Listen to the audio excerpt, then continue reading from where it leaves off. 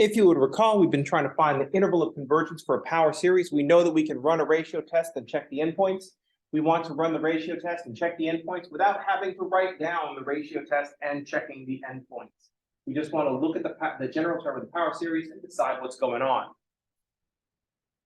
There are three things that we're looking for. We're looking for the center of the series. That's always easy to spot. It's in the form of the general form. We're looking for a radius, which could be 0, positive infinite, or infinite. And then we're looking at what the endpoint, what's going on at the endpoints if we have a finite positive radius. So then we have to check the endpoint.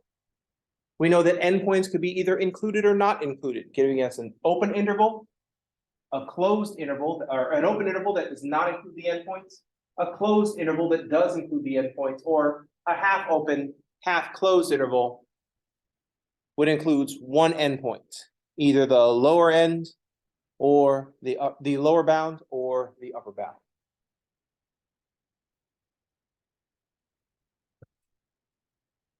All right, so yesterday we looked at a variation on this one that had an undefined first term, so let's fix that with a +1.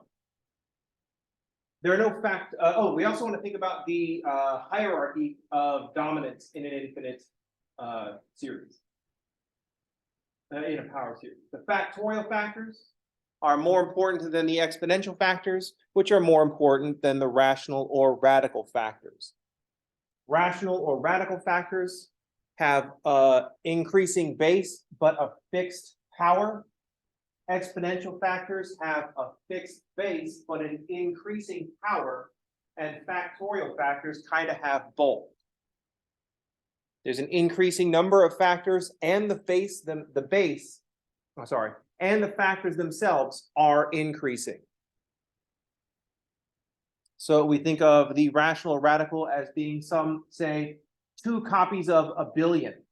Whereas your exponential factors will be something like a billion copies of 2. And then the factorial factor would be a billion integers, almost all of which are greater than 2. So that's how the dominance hierarchy works. As far as the ratio test goes, the ratio test does not see what's going on at with rational or radical factors. The ratio test only sees the exponential stuff in this term, the 2 to the n and the x minus 5 to the n. So since we know that that's going to happen, we can see the center and we can see the radius. This x minus 5 to the n tells us that the center is going to be at 5.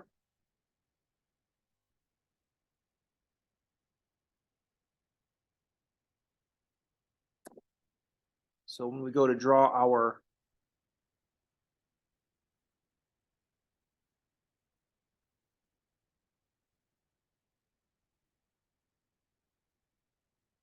interval of convergence, we're going to put a 5 in the middle. And then, since there aren't any factorials, we don't think there's going to be an infinite or a 0 radius. That's what we need the factorials to do that. We don't know what's going on at the endpoints until we figure out the radius and figure out what the endpoints are. So this 2 to the n in the numerator indicates that we'll have a positive finite radius of 1/2. So 2 to the n in the numerator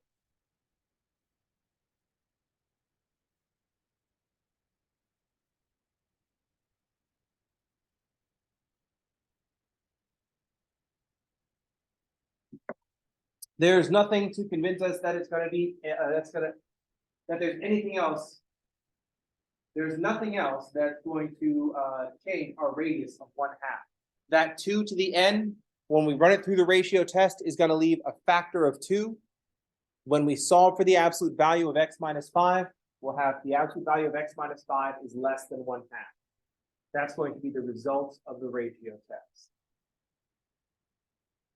So 2 to the n in the numerator indicates a radius of 1/2. That 2 to the n is going to be a factor in the limit from the ratio test that we divide through when we write the interval of convergence. So I'm going to go 1/2 up and 1/2 down. So we'll go down to 4.5 and up to 5 1/2. Remember the exponential part, if we think about the geometric series, this is not geometric because of that cube root of n.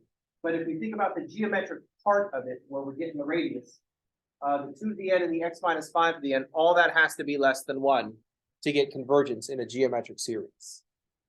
That's and the ratio test agrees with that. So we're looking at the exponential stuff. All the exponential stuff together is telling us about the geometric part of the series. And we want that common ratio to be less than 1. So if this is going to be a 2 to the n, to keep our geometric stuff less than 1, this x minus 5 to the n can be at most 1/2 to the n. Anything more than 5.5, and our common ratio goes over 1, and the series diverges. When we multiply if we have anything less than 4.5, then our common ratio will be less than -1, and our series will diverge. So we just want to read what's going on. Now, the other thing that we want to read is what's happening at the 5.5. When we plug in 5.5, that's when the 2 to the n and the 5.5 to the n, 5.5 minus 5 to the n, that's what gives us a 2 to the n and a 1/2 to the n. It cancels out to a 1 to the n. So at the 5.5 side of the interval, that's where we're going to have 1 over the cube root of n minus 1. At the 4.5 side, that's where we're going to have 4.5 minus 5 is -1/2. So on that side, we're going to have a -1 to the n over a cube root of n. That's conditionally convergent. So yesterday, we just observed at the endpoints that this one is going to give us the series 1 over cube root of n, and over which is divergent. And this side is going to give us an alternating version of that,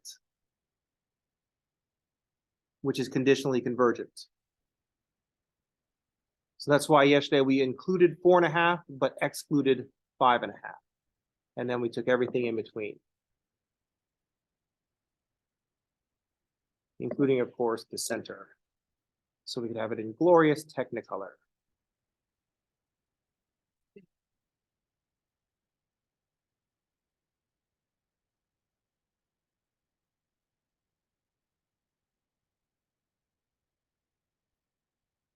The goal is just to read what's going on and be able to write down our interval of convergence.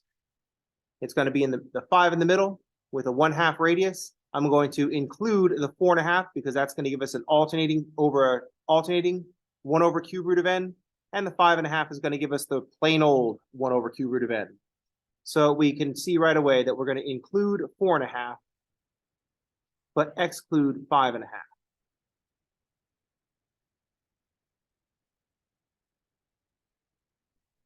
This was a lot of writing and talking, which took a lot of time, but that's because I was saying it out loud. We want to be able to look at the power series and just figure out what the interval of convergence is without all this writing have to happen. That being said, it's still important to write stuff out. So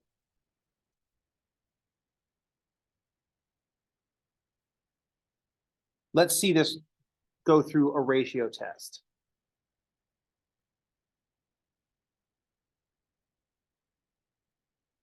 We'll take the limit as n goes to infinity of the absolute value of the n plus first term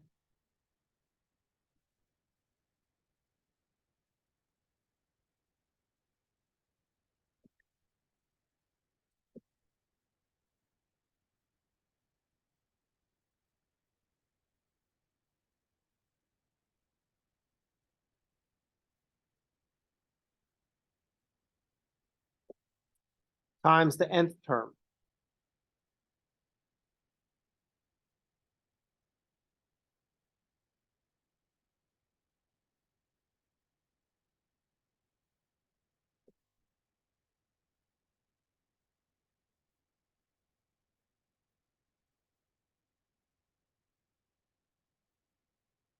Now we want to cancel like with like, so the 2 to the n plus 1 divided by 2 to the n, that's going to leave behind a 2.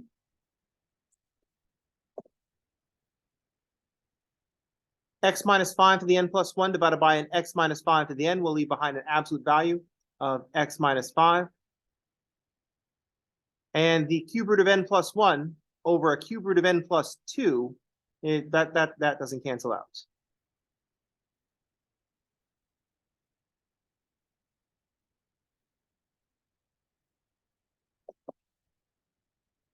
Now, when n goes to infinity, the 2 and the absolute value of x minus 5 stick around because they don't have an n in them. But the cube root of n plus 1 over the cube root of n plus 2, when n is very large, goes to 1. So this limit is 2 absolute x minus 5.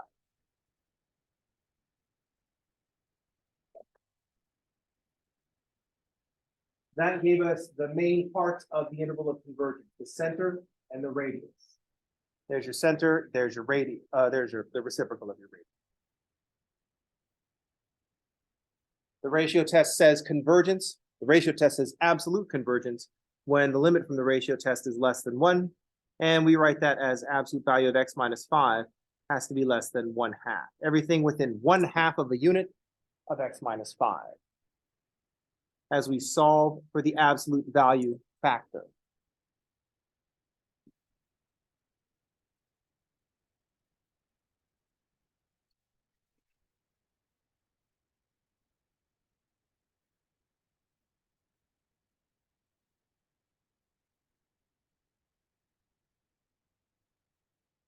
This is where we find out what the endpoints are. This says everything within 1/2 unit of 5 means we're going to have at the bottom end 4.5 and the top end 5.5. So we have to check what's going on at those endpoints.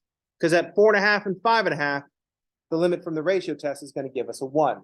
At 5.5, we've got 2 absolute value of 5.5 minus 5, 2 times 1/2, that's going to be 1. At the other end, 4.5, we've got 4.5 minus 5 is negative 1/2. The absolute value of that is 1/2 times 2 is 1. Ratio test doesn't know what's going on. So we have to check those individually. So at 4.5,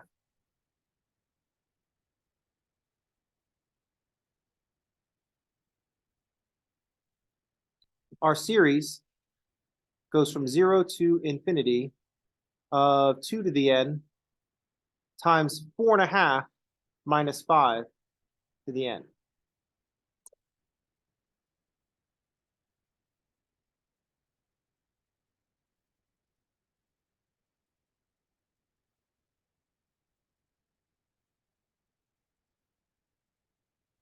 So I've got a 2 to the n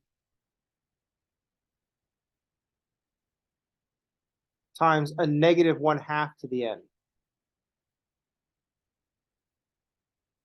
And so here's where we get the alternating negative 1 to the n over a cube root of n plus 1.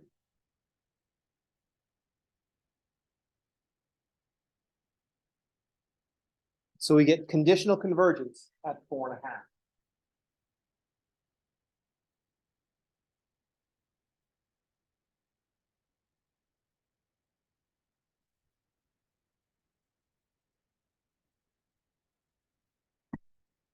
At the endpoints, we're always going to get a 1 or a negative 1.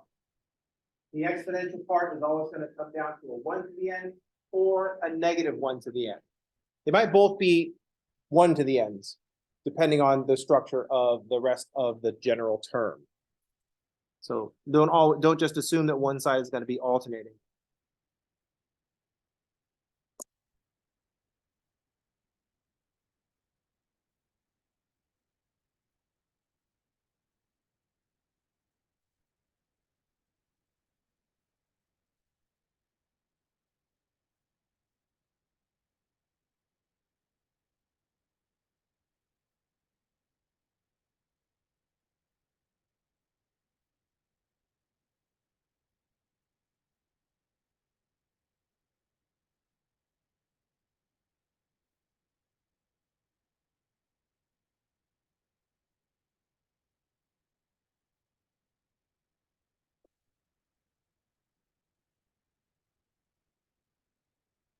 When there's a positive finite radius of convergence, the endpoint's going to give the exponential part is always going to end up being a 1 to the n or a negative 1 to the n.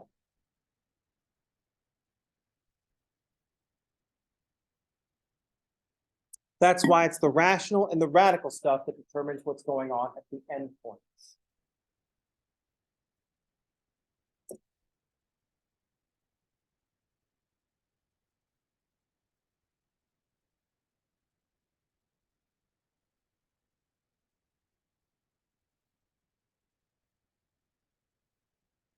The exponential stuff is always going to just drop a 1 or a negative 1 to the n at the endpoints.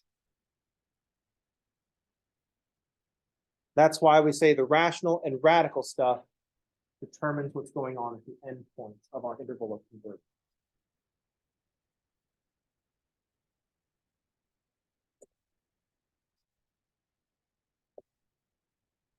So if we change things up a little bit,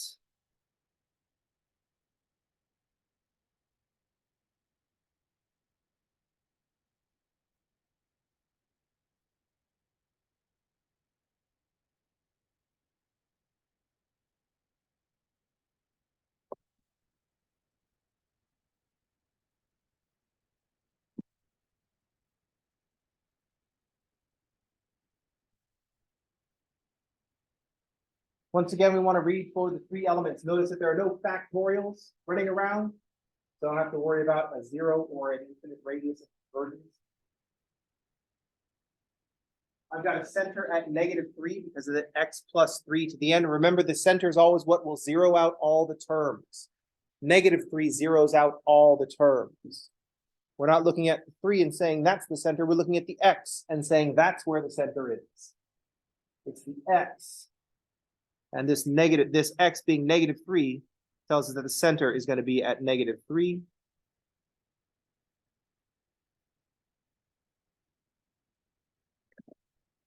This 5 to the n in the denominator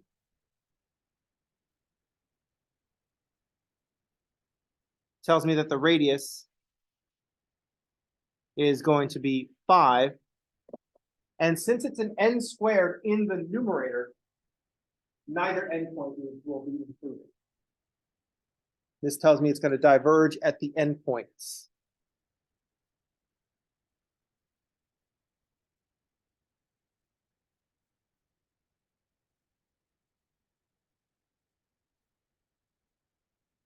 One end will be an alternating n squared, and the other end will be just a regular n squared. Note that the n squared is in the numerator, so at the endpoints, the terms do not go to 0. The terms go to infinity, or the limit doesn't exist very badly. Evens go to infinity, the odd ones go to negative infinity.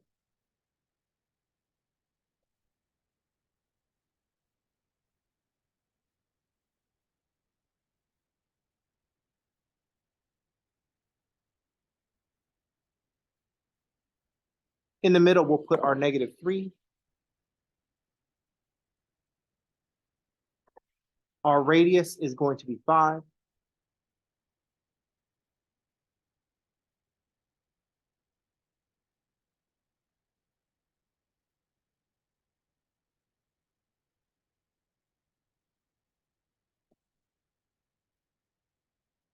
So our lower endpoint is -3 minus 5 or -8. And we saw we do not want 8. And -3 plus 5 is 2. And we do not want 2 because we have divergence at both endpoints. So we could write this as the open interval from -8 to 2.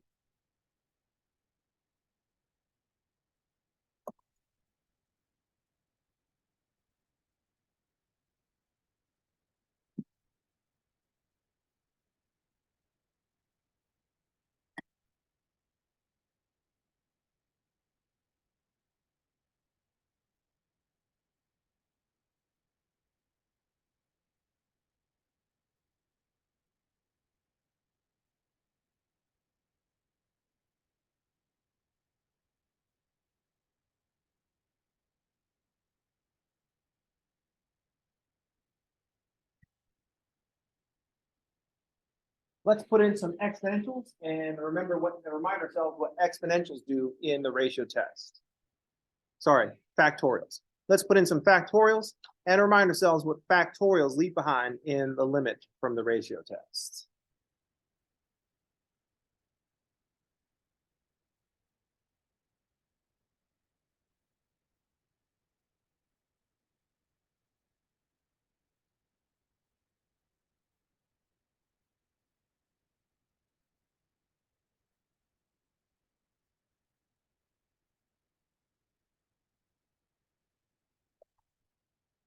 In the ratio test, factorials are leaving behind these factors of n. Exponentials are just leaving behind one copy of their base. But factorials leave behind factors of n. So let's look at a power series. The simplest power series of the factorial, x to the n over n factorial. So we'll have 1 plus x squared over 2 factorial plus x cubed over 3 factorial, and so on.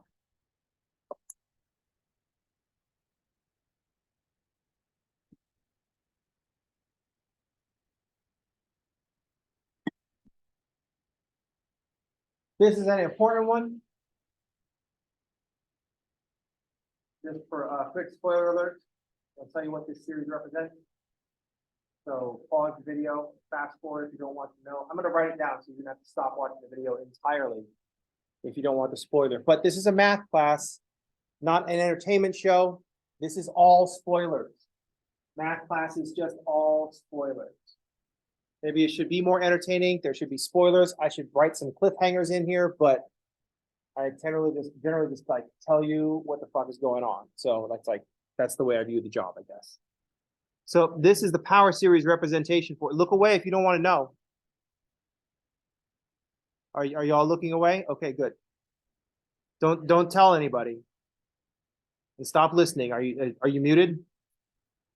You didn't hear me ask if I'm muted. This is the power series for e to the x. Think back. Remember when I talked about nice antiderivatives? I said nice is a shorter way of saying finite combination of elementary functions. Elementary functions are the functions, almost all the functions that you've dealt with. Anything that we've written down that's like polynomial, or rational, radical, transcendental functions that we've come across so far, your exponential functions, logarithmic, trigonometric functions, inverse trig functions, those are all elementary functions. Things that are not elementary functions are antiderivatives that we've constructed with the fundamental theory of calculus. Fun notes, looking at this e to the x, if we take the derivative, we know that the derivative of e to the x is e to the x, and the derivative here will be 0 plus 1 plus 2x over 2 factorial plus 3x squared over 3 factorial. I'm gonna write a couple more. 4x cubed over 4 factorial, and so on. The derivative of e to the x is e to the x. And notice that when we multiply by the exponents, that cancels out the largest factor in the factorial. The 2 cancels out the 2, so this becomes 1 plus x plus the 3 cancels out the 3 in the 3 factorial, leaves a 2 factorial. The 4 cancels out the 4 in the 4 factorial, leaving 3 factorial.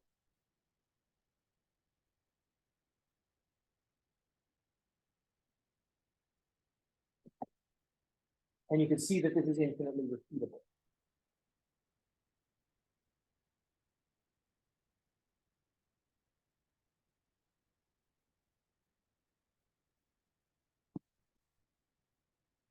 Now you might be thinking, wow, this seems super advanced.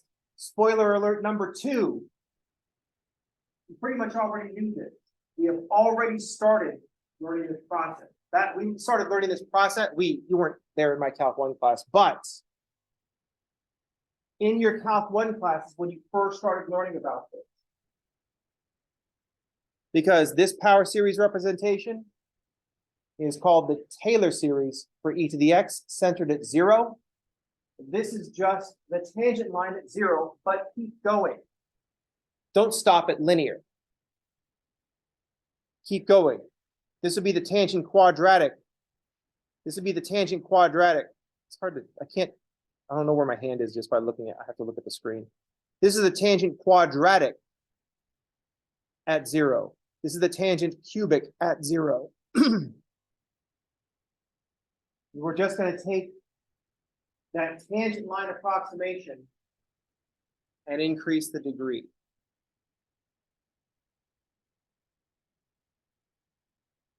Anyway, let's think about where this approximation might be valid. When is it okay to use this approximation for e to the x? What values of x? For what values of x is this power series convergent? We notice the center is at 0. There's a factorial, and that's going to muck with our radius. Let's find out what happens in the ratio test.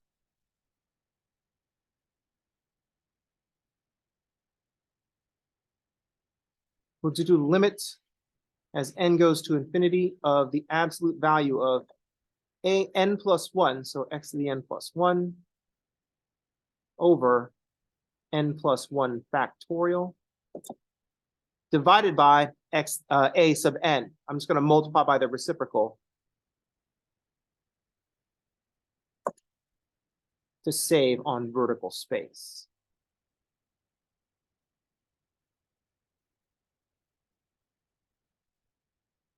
Now we're going to do the same thing we always do. We cancel like with like. X to the n plus 1 divided by x to the n will leave behind an absolute value of x.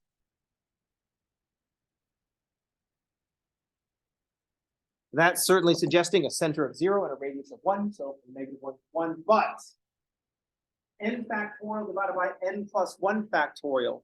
In the ratio test, factorials leave behind a factor of n. We write the larger factorial until we get to the smaller factorial. N plus 1 factorial, we start writing n plus 1. The next is n factorial, and that's what cancels. So the other part of the limit from the ratio test is a 1 over n plus 1. Now, as n goes to infinity, the limit from the ratio test goes to 0 for every value of x.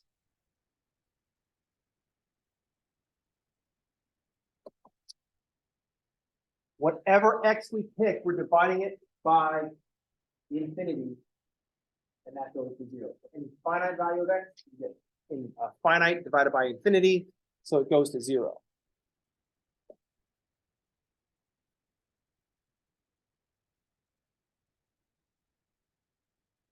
Oops, limit from is less than 1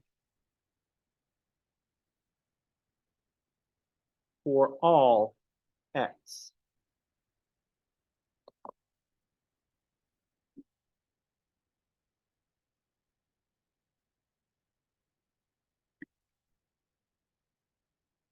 So the interval of convergence for this power series is all real numbers.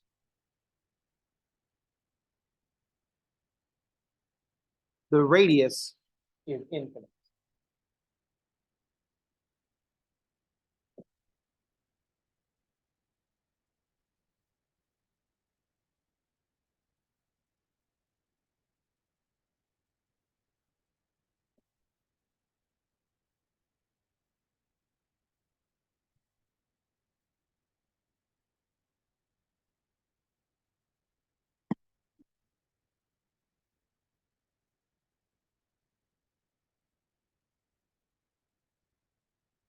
This is an approximation that's valid near 0. Let's take a look at a graph.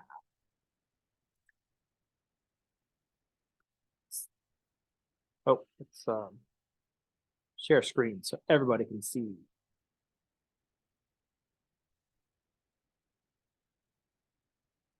Here's our graph of e to the x. The tangent line at 0 is 1 plus x. There's the tangent line. That's the one that we're familiar with. This line matches e to the x in value and first derivative at 0. The value is 1, the first derivative is 1. That's the tangent line that we're familiar with. All we're doing now is adding more terms. Oops. There is the tangent quadratic.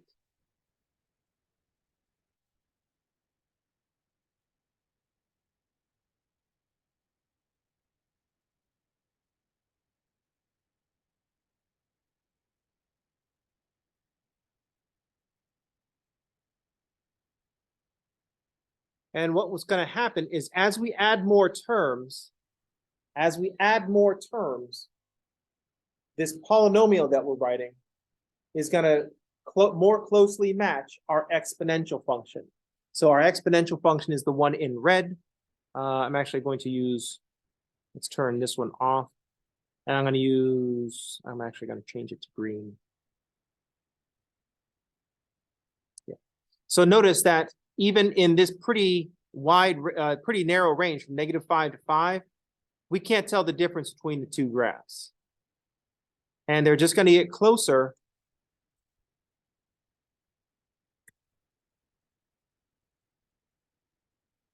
the more terms we put.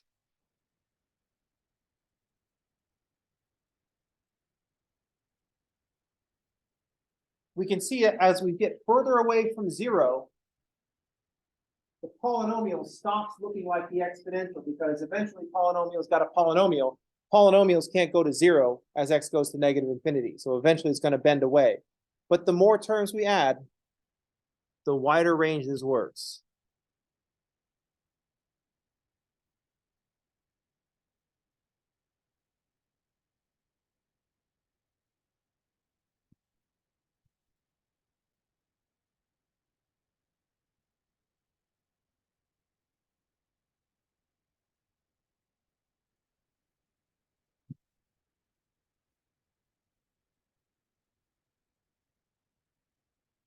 Any questions?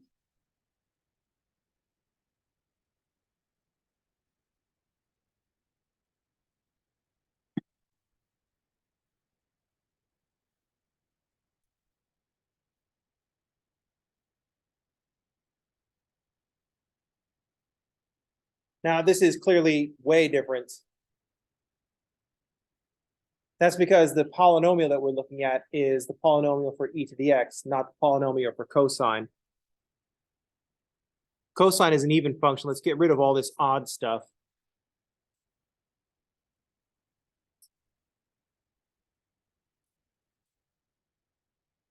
Cosine is an even function. Let's get rid of all this odd stuff. Also, the cosine is going up and down.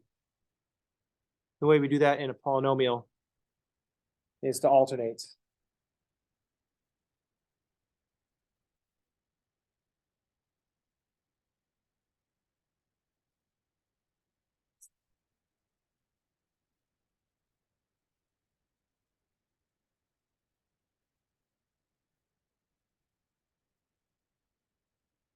But we can start building a polynomial that acts as a model for cosine. Weird that cosine and sine are all going to be so closely related. Very similar in form.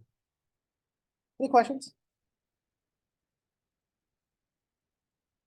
I should have saved this for the mid-credit sequence if I was going to do this MCU style. In the mid-credit sequence, that's when we see. So they don't know about either polynomial. And then the credits go on.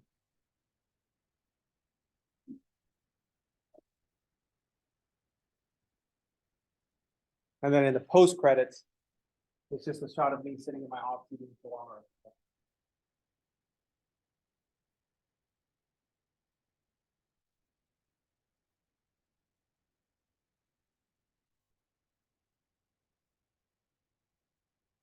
So if we move the factorial up into the numerator,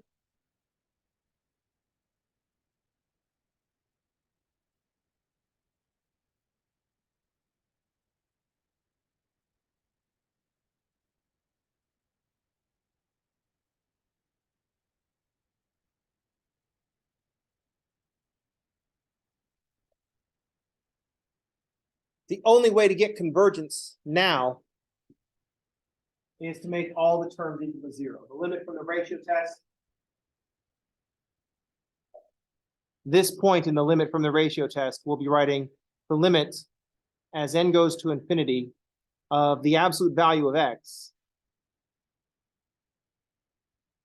But instead of a 1 over n plus 1, it's going to be times just n plus 1. And so as n goes to infinity, the limit from the ratio test will go to infinity regardless of the value of x.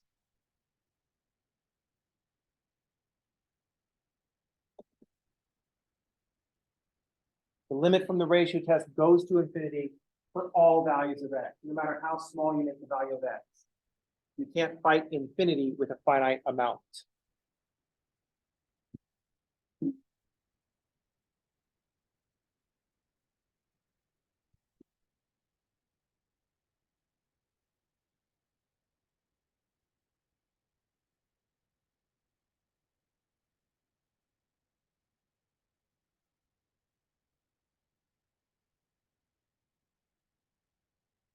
So we'd say the interval of convergence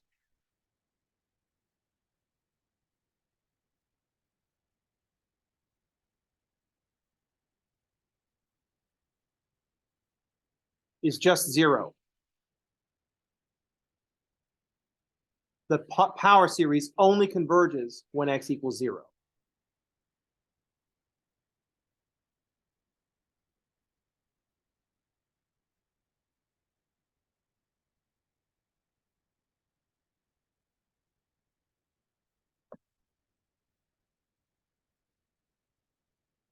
The power series only converges if we zero out all the terms. This is not very useful power series.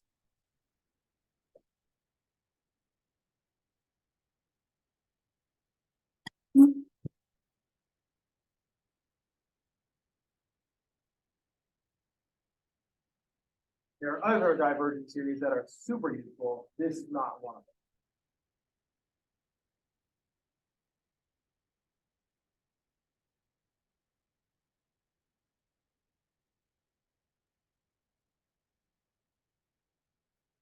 Any questions?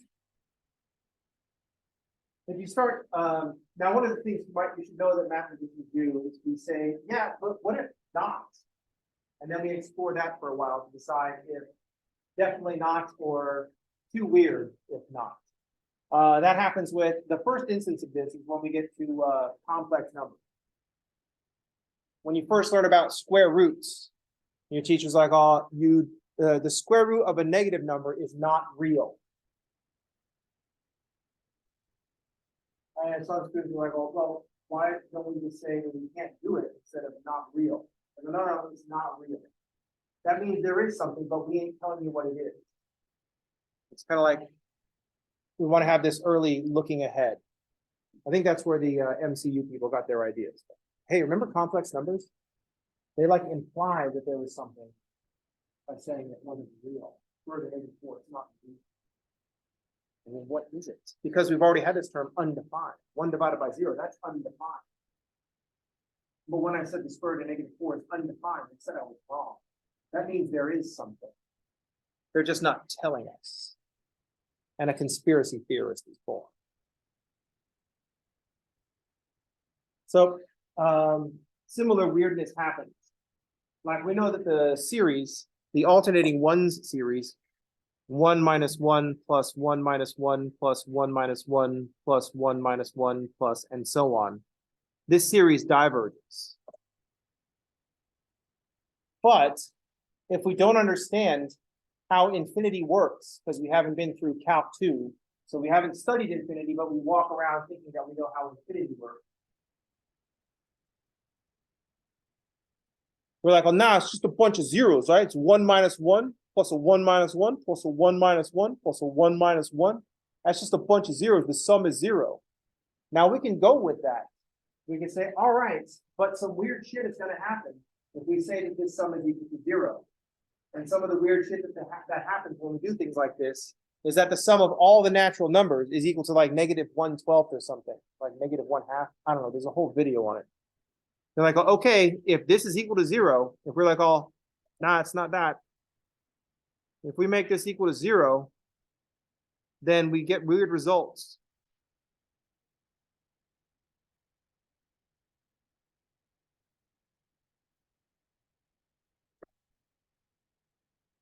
Weird shit happens if you fail to understand infinity properly.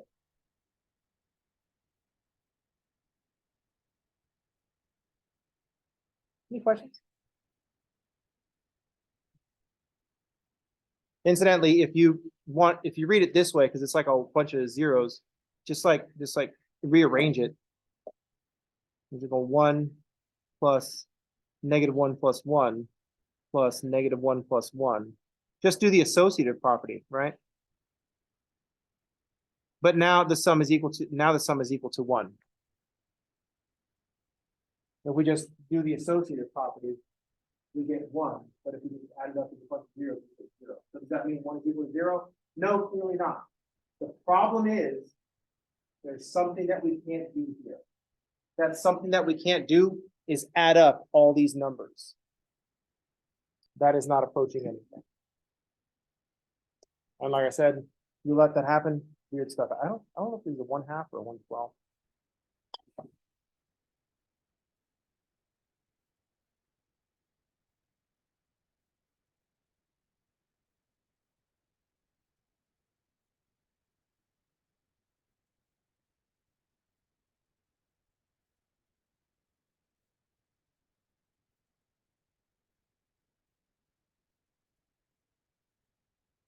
Can't remember what it actually works out to, but it's negative and it's a fraction. So that brings us back to WTF. There's a number file video.